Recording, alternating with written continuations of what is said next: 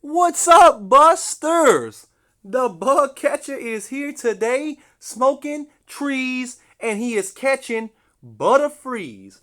And I'm here today to explain why, even though Scarlet and Violet came out on release day and wasn't fixed graphically until the Switch 2, why these games are still underrated, right? I don't even know if that sentence made sense.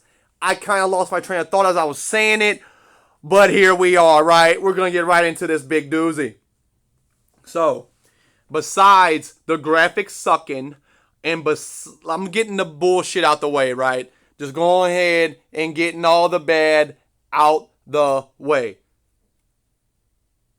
The graphics suck. You can't go into the buildings like you can in every other Pokemon game.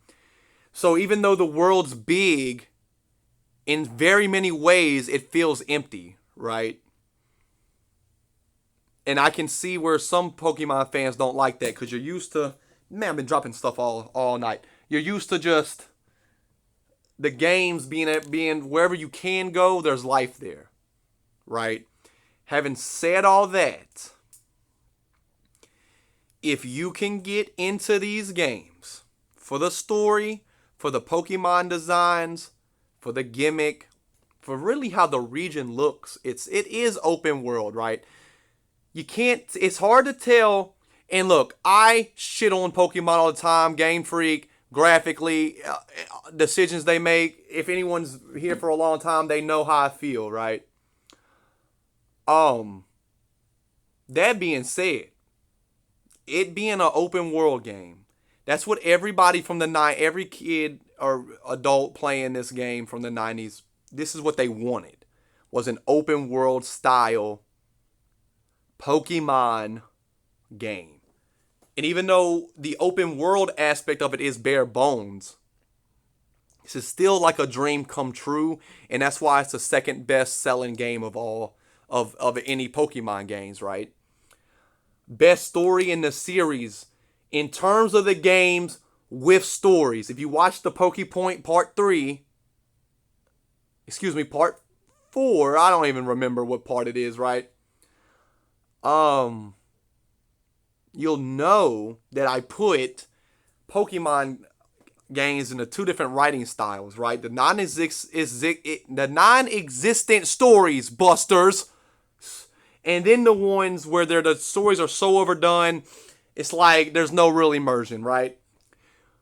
Now with Scarlet and Violet, I put them in the off to the side with Sun and Moon because even though these games have those overdrawn out stories, this is the games they're done real well, right? The main story is obviously the gym challenge, and as you can see on the screen, fucking around with Arvin and Casapeina, whatever her stupid Spanish name is, right? No offense to the Spanish people, I'm just saying, I can't pronounce it.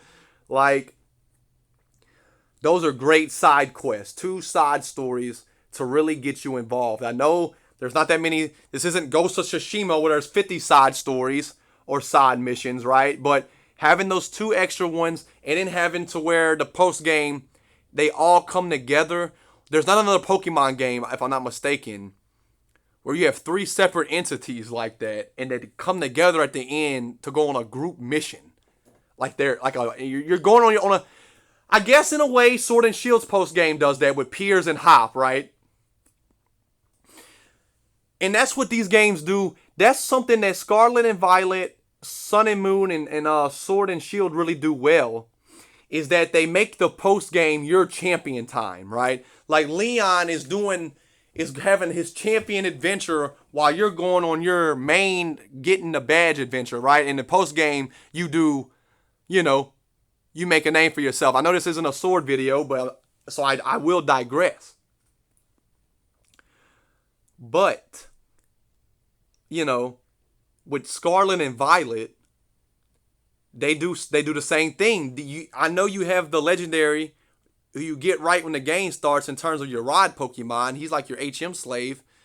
But you don't deal with the legend by, listen to this. You don't, in Scarlet and Violet, this is what they do right. You don't deal with the legendary Pokemon by yourself while the champion of the region, the 8th gym leader, and then like 2 other strong motherfuckers just watch you do it like a jackass, and then you still got other bullshit to do.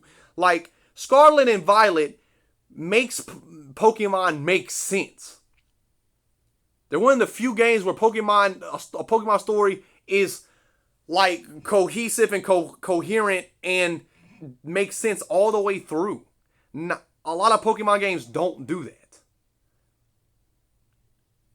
The new gimmick, right, of changing your Pokemon's type, it looks stupid, but I mean, look, that shit's awesome, right? Like, you can make Flygon a bug type now. You can make anything a bug type. You can make my balls are stiff. What kind of name is that, by the way, for a Pokemon? My balls stiff. My balls are stiff. I've never heard no one bring this part up. Who wants to have stiff balls? Why is there a Pokemon named My Balls Are Stiff? Anyway, regardless of how stupid that name is, the Dex is cool, right? Low Kicks is a real gangster. Spidops is cool. Even My Balls Are Stiff is just a nice hound dog of a Pokemon, right? I like the Pepper Pokemon. His name's escaping me, but we all know the Fire Grass type. The starters, even though they're all, well, the Alligator isn't, but Sprigatito and Mouscarada, they're humanoid, but they're great, right? Now, Quaxley is the worst starter of all fucking time. Everything about Quaxley, Quaxadadle-doo, and Quaxapookie-doo want to go ballroom dancing. That shit's stupid as fuck, alright? I've never seen a worse starter in my life than that duck. Like, I will never forgive Game Freak for that. But other than that, the Dex is decent, right? The Dex is pretty good. It's better than... It's definitely better than the black and white Dex. Man, that low kick, I don't know. Like, that Dex rivals... It's obviously not as good as the first 2 gens, but it's up there with gens 3 and 8 and 7. Gen 9 has a good Dex, bro. Those legendaries, that Panther legendary with the big ass spikes, the leopard thing, the goldfish that's on fire, those are dope Pokemon. The DLC, I know people don't like talking about the DLC because not everybody can get it, but I have it, so why wouldn't I talk about it? And that's it's just an add-on. It's just an add-on. And Area Zero is like, before I even get to the DLC, let's get back to Area Zero, right? Because everything about Area Zero, there's obviously theories that might connect to Kalos and the ultimate weapon. I'm not here for the theories on exactly how these Pokemon got here. I know some people have different theories. This is mine, that they're just from a different era. Like, I know the Pokédexes say something else, but those Paradox Pokemon are legit. What a great idea! Before I even get to Area Zero, let me go back to the Dex, right? I didn't expound on the Dex enough. I skipped over it too much. They gave cross-gens evolutions to Girafarig, Primeape, fucking Wiglet. Get at me, bro. If you don't like Wiglet, something's wrong with you. Look at the low kicks on screen. Like, graphically, this is not a top tier game, but this is a top tier Pokemon game for the stuff you can do, the stuff you can find, the stories it tells, and the Pokemon it has. Volcarona's Paradox Pokemon, Great Tusk, Screamtail, these are great Pokemon. Some of the futuristic ones I think are stupid. Like, they should have just made more convergent Pokemon at that point. But Scarlet and Violet gets a lot of slander from a certain demographic of fans because of the graphics, and it makes people give up on Pokemon.